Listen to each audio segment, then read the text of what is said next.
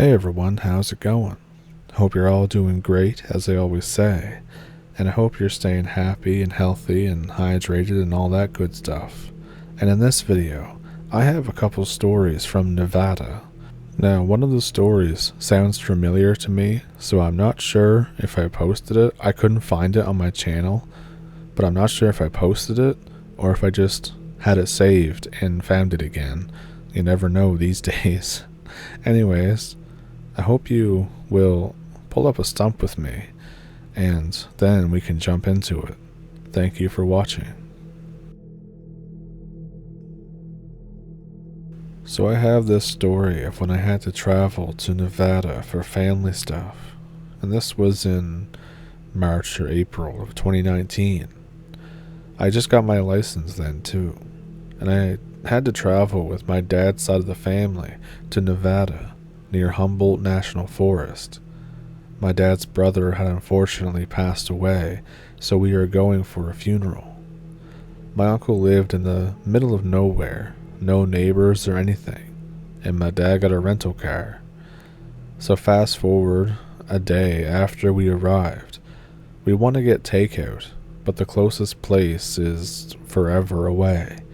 But I was that hungry, so my dad gave me the keys to the rental. It was a 2017 Honda Civic, and it was about 9 p.m. when I left. It takes about 50 minutes to get to the place, but I was craving pizza that bad. Around 10 p.m., I was driving down the road with nothing but woods surrounding me. I was listening to music, but it was pretty low. And suddenly, I get a horrible feeling, like a really bad pain in my stomach and a general uneasiness. I get a sudden feeling of being watched. I'm not sure how, as I'm going 60 miles per hour on a road with no other cars in sight. I look in my rearview mirror, and immediately I see something running behind my car right in front of the trees. I can't see it that well, but it's keeping up with me, and it looks to be at least 7 feet tall. I've heard stories about these things, about skinwalkers and such, so I have a general idea of what it is, and I immediately go, nope, and I put the pedal to the metal. I'm now riding 80 plus, and the thing is still keeping up with me.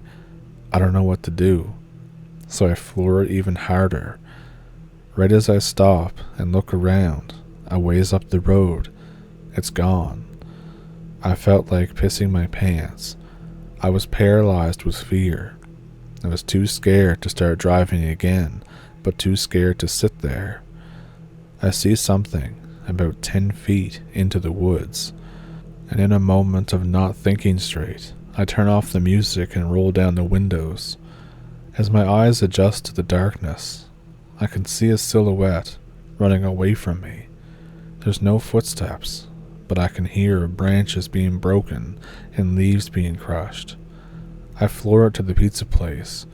I get in there and I buy my pizza. I'm pale as the white Civic that I was driving. The cashier asked if I'm okay. I say that something was chasing me. I straight up tell her what happened. She says that it happens semi-often. Most people simply ignore it. She asks me if I'm from around here. I tell her that I'm visiting family. She says that if I see it again, on the way back, to just act like it isn't there. And I think, how the hell am I supposed to do that? On the drive back, I'm just scared shitless, but I don't see it on the way to the house. I tell my dad and my uncle's wife about it. My dad thinks that I'm just bullshitting or being paranoid. He doesn't believe in supernatural stuff. My uncle's wife then interrupts him and says that actually around here it's kinda common. My dad still isn't sure. She tells us stories of encounters that she has had. As I'm going to my room, she asks me a question. Hey, if anything sounds off tonight or seems odd, please tell me, okay? My first, or well, second red light is that this isn't over. So at about 3 a.m., I'm sleeping in the guest bedroom on the second floor, and I start to hear faint noises from the woods. Even though I'm still scared, I tell myself that it's just foxes or some random wildlife. The noises become louder as the time goes on. Every 10 to 20 seconds, it sounds like a screech. I've been hunting a lot where I live in North Carolina, and it's definitely not a fox or anything. When the screeching gets loud enough to interrupt my attempts to sleep, it stops. The house gets real quiet. No crickets, no owls, nothing. Suddenly, I hear a rabbit squeal and a couple of squirrels chirping. My window was slightly open, as the heat in my room was unbearable and I couldn't turn it down. I think it's probably just a fox or a wolf hunting rabbits. Suddenly, I hear a noise. It was a meaty slap. I literally have no way to describe it, but it sounds like just someone smacking like raw meat against their hand that's full of ranch dressing. I'm preparing to be terrified again. I grab my flashlight and I slowly creep my way to the window, and I get a good look at whatever it is. If it's what my fear is, I'm gonna spring as fast as I can into my uncle's wife's room. I have no idea what force compelled me to peer down into the backyard. As I look down, I see quite possibly my worst nightmare, a gray figure with a deer-like head hunched over a gore fest of a rabbit. I didn't know rabbits even had that much blood in them. The dude was just sticking his fingers into its guts and licking the blood off of his fingers after. About 2 seconds after, I get the light on him, and he gives me a stare the likes of which most likely rival God himself. Its eyes were completely black, not even a reflection of the light from my flashlight. I was paralyzed with fear. He stands up slowly. I get a better look at him. It's about 7 feet tall, very thin, matted down fur all over the place, with certain pieces gone. All the while, staring at me, taunting me. His face looked like a pale deer head, with large swaths of flesh missing. It opens its mouth, but there's no sound that comes out. My head starts to hurt. It's like something is burrowing into it. I try to let out a scream, but nothing comes out. My vision starts to fade, and eventually everything is blurry except for the creature in my hands. I finally scream. Right as it gets out, I fall over and I pass out. As I'm falling, I can just barely see him run off at breakneck speed. My dad and uncle's wife run into the room.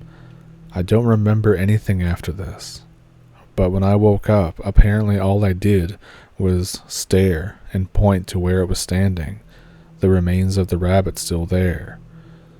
The next day, I tell my dad that I really don't want to be here anymore.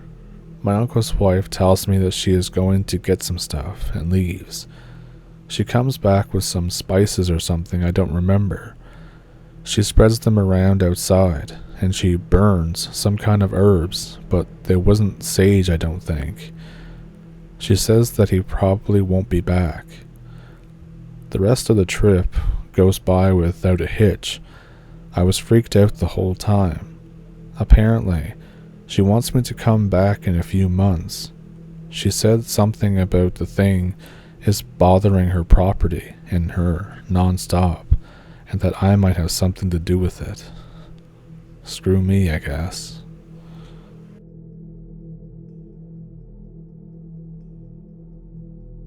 I've only shared this with a few people, and still, when I think about it, it just freaks me out. I was 16 or so, and growing up in a small town, exploring out in the hills was the thing to do. This incident took place at the north end of Ruby Valley in Elko County, Nevada. Someday I will play around on Google Earth to try and find this place, but it's slightly on the north road of Highway 93 that goes into the Ruby Valley. I've always liked checking out old mine shafts and ghost towns. That stuff really intrigues me. At the Burger Bar in Wells, Nevada, where I am from and grew up, they had these old turn-of-the-century maps under glass on the tables, and one of them showed several ghost towns just north of Ruby Valley, so I figured I would go check them out, as I had not been in the area very often. I gassed up my '72 Dodge W200 pickup, and being a redneck, even before I found the internet, I grabbed my HK91 and I set out. I had found some old foundations in the lower country and started heading into the mountains themselves, and I started finding some abandoned mine shafts. It was pretty cool, to be honest, so I kept going up. I took this almost ancient road that was no more than an overgrown cattle path at this point in history, and I came upon a tree blocking the road. It was an old pinyon pine about 2 feet in diameter that blocked the road. After this tree in the road continued straight for about 200 yards and then hooked right before coming back again 180 degrees.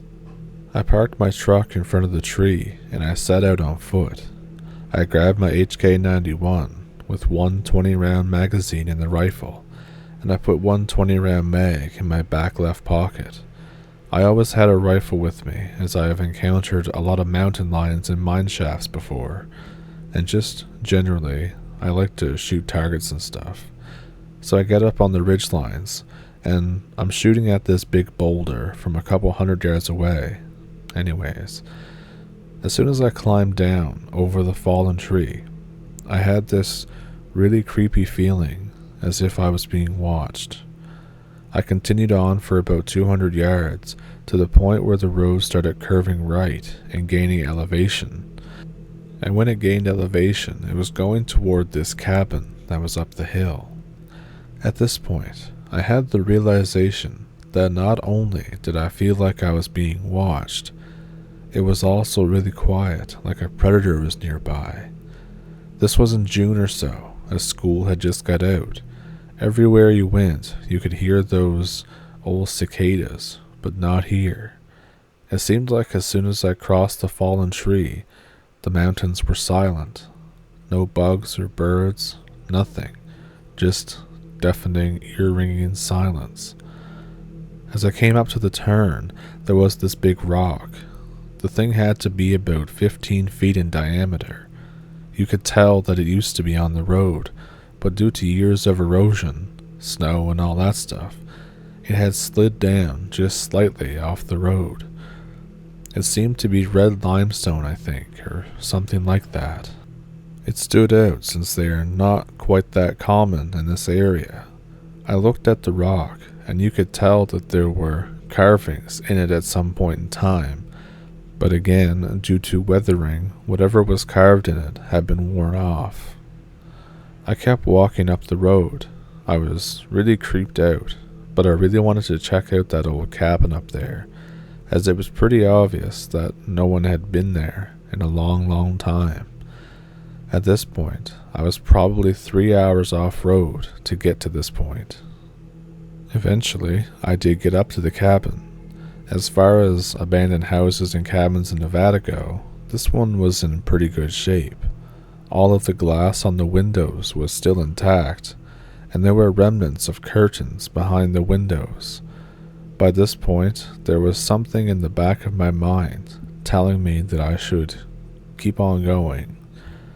I went in the cabin, and that's where I started to get the feeling that something was off again.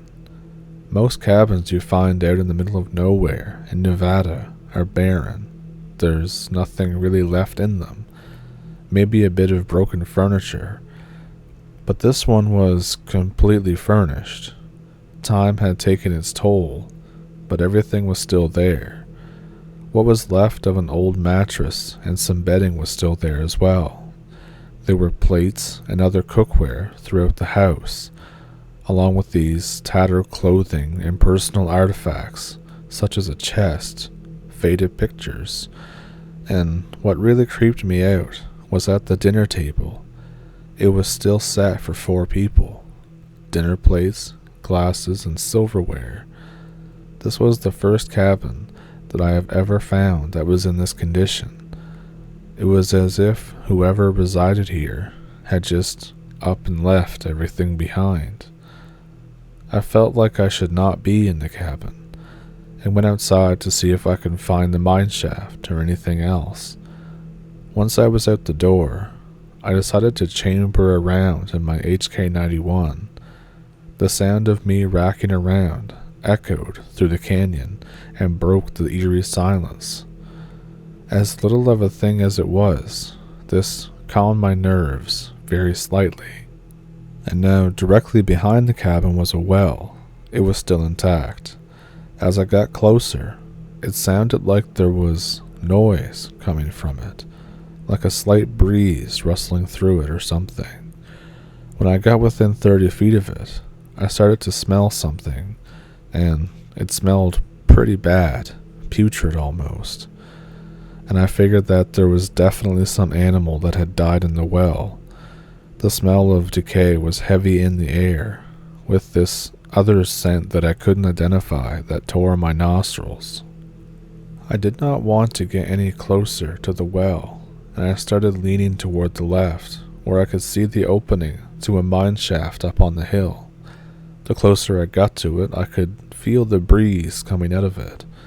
This is not really uncommon if you have explored mine shafts before, as the breeze could be coming in from another opening in the mine.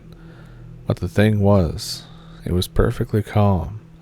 As far as I could see, there were no trees moving or any signs of wind. As I got closer, another thing that struck me as odd was the breeze coming out of the mine shaft was hot. Most of the time, it was cool, as most mine shafts maintain a constant temperature. The closer I got to the shaft, the slower I moved toward it. Nothing since I crossed that fallen tree back there seemed right. The closer I got to the opening of the mine shaft, the more of a feeling of that dread and being watched I got. I got within 15 feet of the shaft when the smell hit me again. That same smell of decay, but much stronger than the well. Right then, all of my spidey senses started going off. I had to get out of there. I started turning left to book it out of there when I saw a dark shadow moving in the opening of the mine shaft. Whatever it was, it appeared to be crouched down to fit into the mine shaft. Most mine shafts I have been in have 8 to 10 foot ceilings. At first, I thought that it was a mountain lion, but then I remembered how big these mine shafts were. My mind raced, trying to process and think of what the hell this was. It was too big to be a black bear, which are rare in northeastern Nevada. I nearly froze with panic, and it slowly kept coming towards the opening of the mine shaft. It was probably within 10 feet of the opening, and the light was starting to show just whatever this was. It was covered from head to toe in grayish-brown fur. Then it screamed at me. It was unlike anything I've ever heard in my entire life. My ears were ringing. I flipped into panic mode, and I did what any good redneck would do. I shot it. I pulled out my HK91, placed the front blade on what appeared to be its center of mass, and ripped off 5 rounds as fast as I could accurately shoot. If you have ever shot big game with a large caliber rifle, you know the sound when you connect with something. I had 4 solid thwunks, and 1 round that went just a little too high. Then, it made this scream even louder than it had before, in pain. At this time, I started hearing more and separate screams coming from over the well and into the hills above the mine shaft. I started running down the hill as fast as I could. In the tree line above the road, approximately 75 to 125 yards, I could see fast movement. The rocks were tumbling down the hill, and there were several other screams. From the mine shaft I could hear the wailing of whatever I had shot. Whatever it was, I had definitely connected, and it was hurting. Whatever it was up in the tree line, they were running from tree to tree on all fours, getting closer to me. As I ran towards the rock, I was shooting in the general vicinity of the movement, on top of the hill. By the time I got to the limestone rock, I had expended the 20-round mag. I ripped it out and put my spare magazine in and chambered around, and I started sprinting toward the fallen tree, approximately 200 yards away by now. I kept looking back, and whatever they were staying in the trees. I could make out their masses and fur, but they wouldn't stay in the open. I got back to the fallen tree and I ate shit trying to jump over it. I got up off my ass and I fired between 12 and 15 rounds at the closest movement, which was approximately 50 yards away from now. I heard a few rounds connect and I started screaming louder. Between the screaming and the gunshots, my ears were damn near deaf. I opened the door of my truck and I got the hell in and started it up as fast as I could. Backing up to turn around, I damn near put my truck down in the canyon, and as I started going forward to leave on the road I came in, was when I finally got a look at one of them. It was crouched over with its front feet on the tree. It was covered in head to toe in grayish-brown fur, and had long, slender fingers with claws tipping them off. The back of it was hunched, and the face was slender, almost resembling that of a badger, but with more sunken eyes. It was shaking its head back and forth, and it sounded like it was attempting to yell at me again, or speak or something. It was so garbled, and with the noise of my truck, I could not make out just what the hell it was or what the hell it was trying to do. I averaged 50 to 60 miles per hour on a shitty dirt road that I had done 15 in on the way up. I didn't slow down until I got back to pavement.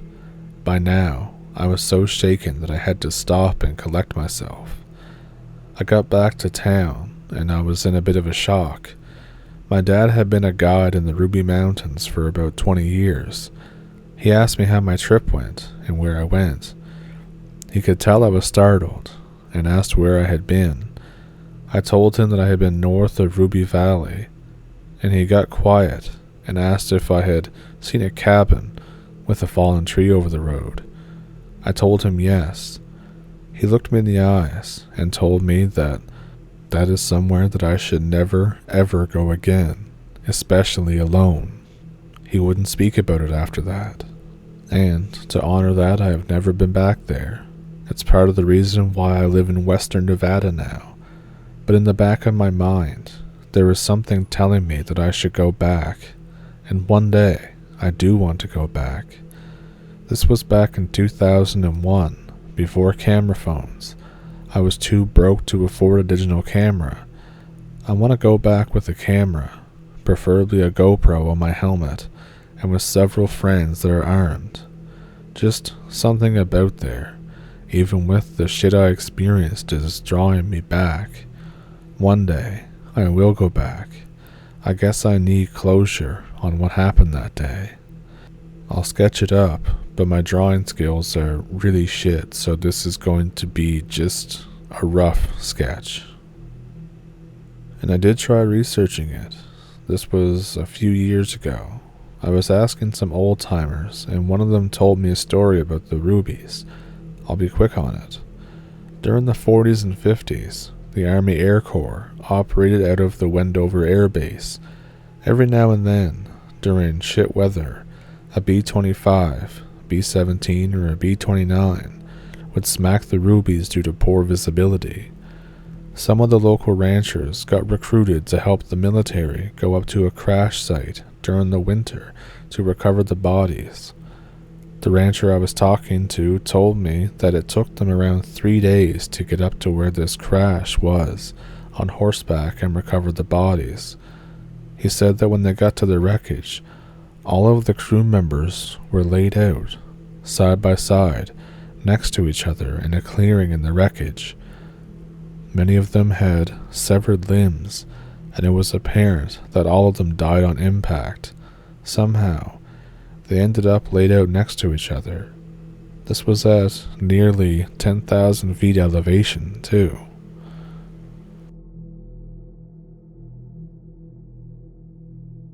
So, what'd you think of those two stories? Let me know which one was your favorite one down in the comments. Do you have a story of your own? I have an email in the description below that you can send them to if you want to. I also have a PayPal and a Patreon if you want to support the channel that way. And one thing that might make me a little weird is that I would like to go to Nevada and see some of these places. I know a lot of people are like, I want to go to Las Vegas, which that'd be cool too, but I also kind of want to see all these creepy ass sights and stuff, and hopefully come back to tell the tale too, because I don't want to, get clapped by a skinwalker or something. But yeah, thank you for pulling up a stump with me this time, and I will see you in the next time. Thank you for watching.